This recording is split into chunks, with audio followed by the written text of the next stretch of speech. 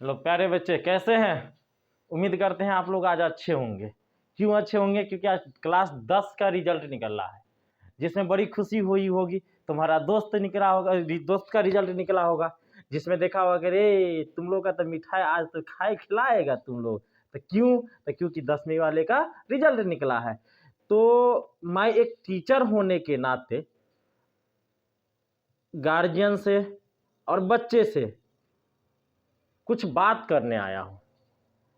मुझे आज एक चीज़ों पे बहुत ही अफसोस हुई कि ये चीज़ जब मैंने देखा कि टीचर एक है, फिर बच्चे का रिजल्ट में परसेंटेज अलग अलग क्यों आते हैं। मुझे बहुत अफसोस हुआ। तो मैंने सोचा कि क्यों नहीं गार्जियंस को, बच्चे को हम अपनी राय दे, जो अपने बच्चे के ऊपर ध्यान दे, पेरेंट्स दे और बच्चे भी साथ साथ दे। पहला मुद्दा है कि रिजल्ट क्यों बच्चे का अलग अलग आता है। पहला मुद्दा देखो, क्लासरूम में जब कभी भी हम लोग रहते हैं, ठीक है, तो टीचर प्रत्येक बच्चे को इक्वली मानते हैं, समान मानते हैं कि नहीं मानते? किसी के साथ जात में कोई भेदभाव नहीं करते होंगे। समझाते होंगे तो बहुत अच्छे तरीके से सारे बच्चे को समझाते होंगे। ऐसा नहीं है कि मान लीजिए एक बच्चे को समझाया और दूसरे बच्चे को नहीं समझाए, वहाँ पे नहीं तू नीचे कास्ट के हैं, तुम्हें मैं नहीं समझाऊंगा, ये कभी बोले हैं टीचर? नहीं बोले हैं। फिर भी बच्चे का रिजल्ट में अंतर क्यों होती है, बहुत बड़ी मुद्दा है। तो इसमें कहीं ना कहीं, चाहे वो मेरे ऊपर मुझसे हो, चाहे वो पेरेंट्स से हो, कहीं ना कहीं किसी न किसी व्यक्ति का कमजोरी है। चाहे वो मेरा भी हो सकता है, चाहे पेरेंट्स का भी हो सकता है। ये नहीं बोल रहा हूँ कि मैं सीधा के सीधा टीचर पे जवाबदेही डाल दूँ या सीधा के सीधा मैं पेरेंट्स पे डाल दूँ। इसमें कहीं ना कहीं कोई ना कोई दोषी है। दोषी इसी पे मुझे लगा कि नहीं, कुछ वजह तो रहा होगा, कुछ वजह रहा होगा, तब तो बच्चे में कहीं ना कहीं कमी है और रिजल्ट में अंतर आ रही है। उसमें पहला रीजन मुझे क्या लगा कि पहला मुद्दा मेरा और पहला वजह और पहला कारण उसी को बोला जाता है, सेम चीज है। पहला कारण मुझे ये लगा कि पेरेंट्स में कमी। पहला मुझे क्या लगा? पेरेंट्स में कमी। दूसरी चीज टीचर में नहीं, टीचर में भी कुछ कमी है, ठीक है। तीसरा, बच्चे होमवर्क कंप्लीट करके नहीं आना। चौथा, बच्चे का माहौल खराब होना, कि हमारे बच्चे जिस परिवेश में रहते हैं वहां का माहौल क्या है? खराब है। हो सकता है, जरूरी नहीं है कि सबका माहौल सेम हो, किसी का माहौल खराब भी हो सकता है, किसी का माहौल अच्छे भी हो सकते हैं। पांचवा, और बच्चे के अंदर जो बच्चे तेज है और जो बच्चे कमजोर है, तो कमजोर बच्चे में जुनून पैदा करना है। जुनून पैदा करना है कि बच्चे हमारा आगे कैसे बचे। जो बच्चे तेज है वो तो तेज है ही, लेकिन कमजोर वाले बच्चे को जुनून पैदा करना है कि मेरे बच्चे को क्या चीज, ऐसा कौन सा कंटेंट दे जो मेरे बच्चे में जुनून पैदा हो। चाहे वो पेरेंट्स हो, चाहे वो टीचर हो। मैं ये नहीं बोल रहा हूं कि पेरेंट्स ही जुनून बच्चे को पैदा करे, टीचर भी कर सकते हैं।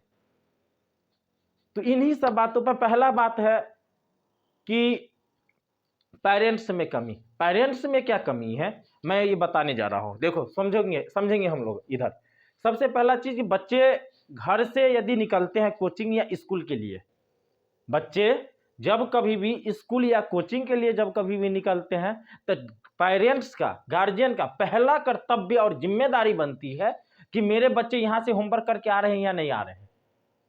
वो मुझे देखना है कि बच्चे हमारे जो स्कूल जा रहे हैं या कोचिंग जा रहे हैं, तो मुझे वो देखना है कि मेरे बच्चे होमवर्क करके गए हैं या नहीं गए हैं, या ऐसे ही विदा हो गए, ठीक है।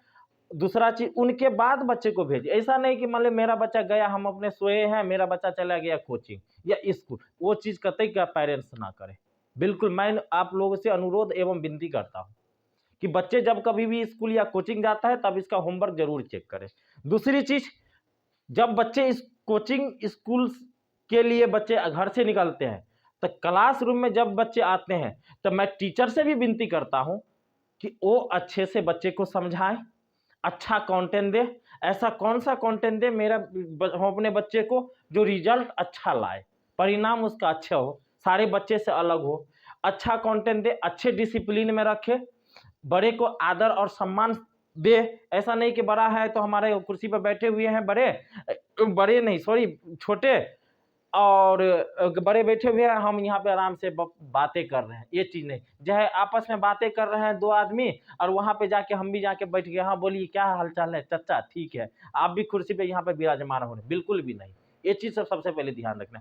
टीचर को बार बार बोल रहा हूँ कि अच्छा कंटेंट प्रोवाइड करवाए बच्चे को, जो कि परीक्षा में अच्छे से अच्छे नंबर या मार्क ले आए। ये नहीं कि मतलब रटू रटू मल है, जो मन में आया वो बोल दिए, वैसे ही टाइम पास कर दिए क्लास में हंसी मजाक करके, बिल्कुल भी नहीं। बच्चे उसके बाद बच्चे को अच्छे कंटेंट देने के बाद बच्चे जैसे ही घर जाते हैं, और पेरेंट्स आप लोग जब कभी भी, चाहे ड्यूटी से आते हो, चाहे ऑफिस से आते हो, चाहे आप लेबर में काम करते हो, सब का सब लगभग आदमी घर पहुंचते होंगे। शाम होते ही आप लोग 100% है कि घर पहुंचते होंगे। तो आप लोगों से मैं विनती करता हूं कि नशे करके मत पहुंचे।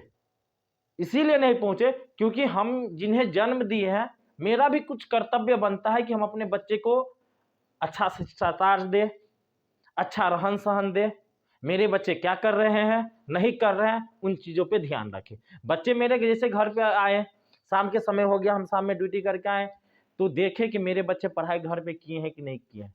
हम अपनी वाइफ से पूछेंगे, चाहे हम अपने बड़े भाई से पूछेंगे, चाहे जो लड़का है पढ़ रहा है उनसे पूछेंगे कि मेरे बच्चे या तुम पढ़ाई किया है कि नहीं किया। यदि नहीं किया हो तो आप उन लोगों के साथ बैठ के, एक साथ जहाँ पे वो बैठते हैं पढ़ने के लिए, वहाँ पे बैठ के आप लोग भी 1 घंटा वहाँ पे रहे बैठे। जो बच्चे यदि हम लोग यदि पढ़ें, जो व्यक्ति यदि पढ़े लिखे हैं, उसके लिए तो अति अवसर है, बहुत अच्छा अवसर है, सुनहरा अवसर है।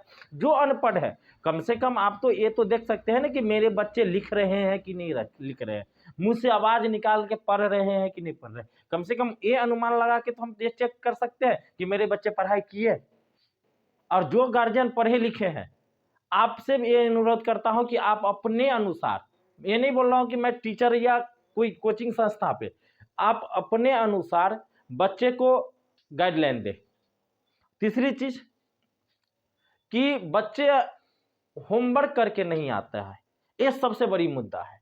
तो मैं सारे बच्चे से अनुरोध करता हूं कि आप लोग होमवर्क करके आए। इसीलिए होमवर्क करके आए, तुम्हारे घर के पड़ोस वाले बच्चे एक ही कोचिंग में पढ़ाई करता है, मैं भी और वही मेरे दोस्त भी, और वो लड़का यदि स्कूल कोचिंग में जाके या स्कूल में जाके अच्छा प्रदर्शन करते हैं टीचर के साथ, आप नहीं करते हैं, इसका मतलब आप कहीं ना कहीं कमजोर है। क्लासरूम में जब सर पढ़ाते रहते हैं, उसको सर के बातों को बारीकी से समझेंगे, उसके बाद सर के जो दिया गया होमवर्क है वो आप लोग बैठ के घर पे करेंगे, चाहे 1 घंटा हो, चाहे 2 घंटा हो, 3 घंटा, उससे कोई मतलब नहीं है। हमें होमवर्क करके हमें कोचिंग में अच्छा प्रदर्शन करना है, जो कि हमारे दोस्त कर रहे हैं, ठीक है। और दूसरा चीज, आप लोग सोशल मीडिया पे बिल्कुल, जैसे पबजी हो गया, गेम हो गई, ट्रक चलाने वाली गेम हो गई, लूडो हो गया, बैडमिंटन हो गया, इन चीज़ों पे थोड़ा आप लोग कम ध्यान देंगे।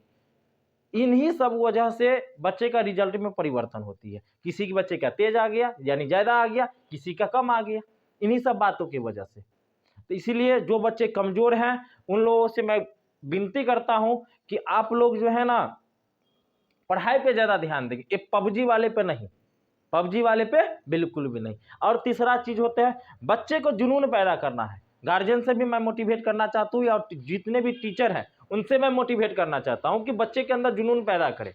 जुनून कैसे पैदा करे, वो गार्जियन की काम है और टीचर का काम है। टीचर का काम क्या है, गार्जियन किसी भी तरह बच्चे को जुनून पैदा करना है। जुनून कैसे पैदा कर, हम एक एग्जाम्पल से भी दे सकते हैं। बच्चे का जुनून पैदा करना है कि बाबू देखो, मैं सपोज दैट मैं एक पेरेंट्स होने के नाते हम अपने बच्चे को कैसे समझाता हूँ, अब हमारे बारीकी से बातों को समझेंगे।